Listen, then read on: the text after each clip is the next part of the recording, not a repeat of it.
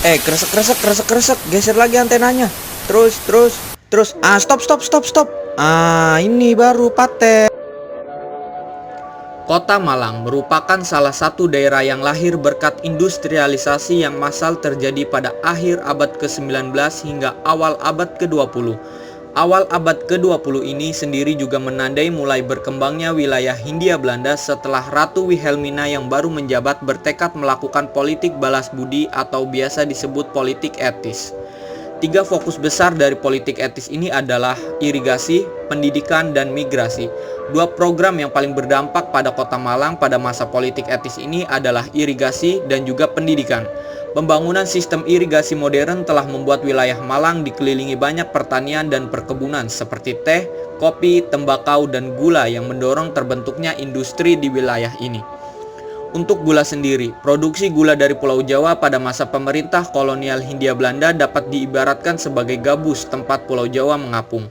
Hal ini muncul lantaran perekonomian pemerintah kolonial berpusat di Pulau Jawa, karena sebelum terjadi penurunan pada 1930, hampir seperempat penghasilan pemerintah Hindia Belanda berasal dari gula.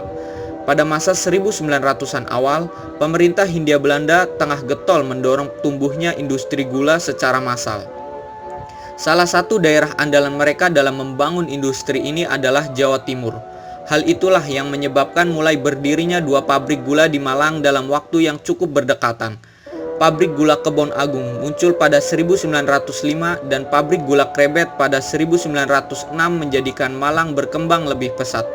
Ketersediaan bahan baku tebu di wilayah selatan dan timur Malang menjadikan wilayah tersebut sangat ideal untuk melahirkan industri gula. Untuk itulah, di kesempatan kali ini kami akan lebih berfokus membahas pabrik gula Kebon Agung Malang.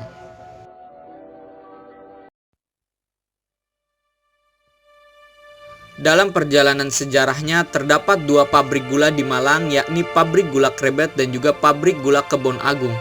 Namun di sini kita akan membahas salah satunya saja, yakni pabrik gula Kebon Agung atau PG Kebon Agung. PG Kebon Agung sendiri didirikan pada tahun 1905 oleh seorang pedagang Tionghoa asal Surabaya bernama Tan Chuan Bi. Pada tahun 1917, pengelolaan PG Kebon Agung diserahkan kepada Namlus Verusab and Ledbo Menspiktedemen and Van Kerkhom yang sekaligus menjadi direksinya.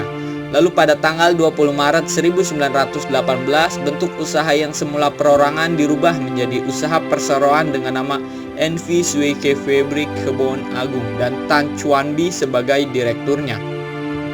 PG Gula Kebon Agung sempat terbengkalai setelah proklamasi kemerdekaan RI tanggal 17 Agustus 1945. Hal ini dikarenakan banyak terjadi perebutan kekuasaan dengan tentara Jepang yang di lain pihak juga terjadi banyak pertempuran dengan Belanda yang ingin mengambil alih kembali tanah jajahannya. Hal ini juga terkait dengan kurangnya perhatian pemerintah terhadap pergulaan nasional karena terlalu sibuk mengurusi urusan politik yang masih carut-marut di dalam negeri. Namun setelah hal ini terjadi, pemerintah mengeluarkan PP nomor 3 tahun 1946 tentang pendirian Badan Penyelenggara Perusahaan Gula Negara atau BPPGN dan PP nomor 4 tahun 1946 tentang Pusat Perkebunan Negeri atau PPN untuk mengurusi industri pergulaan yang sempat mandek selama masa Jepang. Dengan berdirinya BPPGN dan PPN ini, perkebunan gula yang pada masa Jepang tidak bekerja sama sekali sedikit demi sedikit mulai ditat kembali untuk melanjutkan pekerjaannya yang sempat tertunda bertahun-tahun. Namun hal ini tidak bisa berjalan mulus begitu saja. Ketika agresi militer Belanda I, terjadi banyak pabrik gula dan gedung-gedung yang menjadi sasaran pengeboman Belanda. Apalagi setelah agresi militer Belanda II, terjadi banyak pabrik gula yang dikuasai Belanda. Lalu pada tanggal 16 November 1954, melalui rapat umum pemegang saham diputuskan bahwa Tan Chuan Bi diberhentikan secara hormat sebagai direktur dan perseroan diberikan kepada Sparfonds for Bapten van de Bank Indonesia atau Bank Indonesia. Pada rentang waktu itu, PG Kebon Agung diserahkan kembali kepada Tiedemann and Van Kerkhom sebelum akhirnya dinasionalisasi 3 tahun kemudian. Saat terjadinya aksi pembebasan Irian Barat tahun 1957, seluruh perusahaan yang ada di Indonesia dinasionalisasi, termasuk PG Kebon Agung ini yang pengelolaannya di bawah Badan Pimpinan Umum Perusahaan Perkebunan Negara atau BPU PPN. Namun sejak tanggal 25 Februari 1992, Bank Indonesia mendirikan Yayasan Kesejahteraan Karyawan Bank Indonesia atau YKKBI dan memutuskan yayasan inilah yang menjadi pemegang saham tunggal PG Kebon Agung hingga sekarang.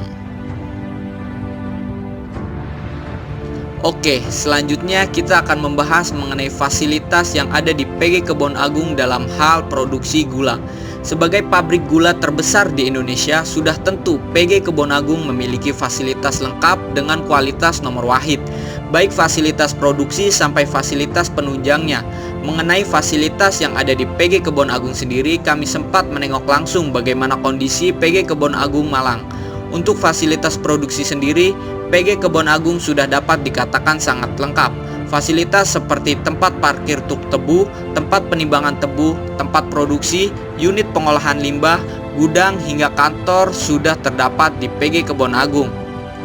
Selain itu, PG Kebon Agung juga dilengkapi fasilitas penunjang seperti fasilitas perumahan berupa rumah dinas bagi karyawan tetap. Bagi karyawan yang tidak mendapatkan rumah dinas akan diberikan tunjangan sewa rumah, listrik, air, dan bahan bakar sesuai dengan golongan. Fasilitas perawatan dan pengobatan kesehatan serta bantuan biaya pemondokan bagi seluruh karyawan dan keluarganya. Lalu ada juga fasilitas olahraga berupa lapangan voli, tenis, dan juga sepak bola.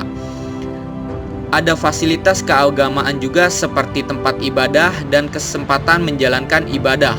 Lalu ada juga fasilitas transportasi untuk anak karyawan yang sekolah, beasiswa, dan juga bantuan pemondokan bagi yang meneruskan pendidikan di luar daerah. Dikutip dari website resmi PG Kebon Agung, para direksi dari pabrik gula Kebon Agung juga bisa dinilai mempunyai peraturan perusahaan yang memihak kepada karyawannya. Hal ini dibuktikan di mana para karyawan berhak mendapatkan upah karyawan disesuaikan dengan ketentuan yang berlaku, pembelian pakaian kerja, penghargaan masa dinas, dan pembelian gula atau icip-icip, cuti tahunan, fasilitas perjalanan dinas, dan upah bagi karyawan yang sakit berkepanjangan. Para karyawan juga berhak mendapatkan fasilitas asuransi tenaga kerja atau ASTEK, tunjangan hari tua atau THT, dan pensiun serta tunjangan kematian. Para karyawan juga mendapatkan bingkisan dan rekreasi selesai giling, fasilitas koperasi dan yayasan kesejahteraan pekerja. Dan yang terakhir, kenaikan gaji pokok berkala dan kenaikan pangkat atau jabatan dan lain-lain. Oke, mungkin cukup sekian penjelasan dari kami, kurang lebihnya mohon maaf. Terima kasih.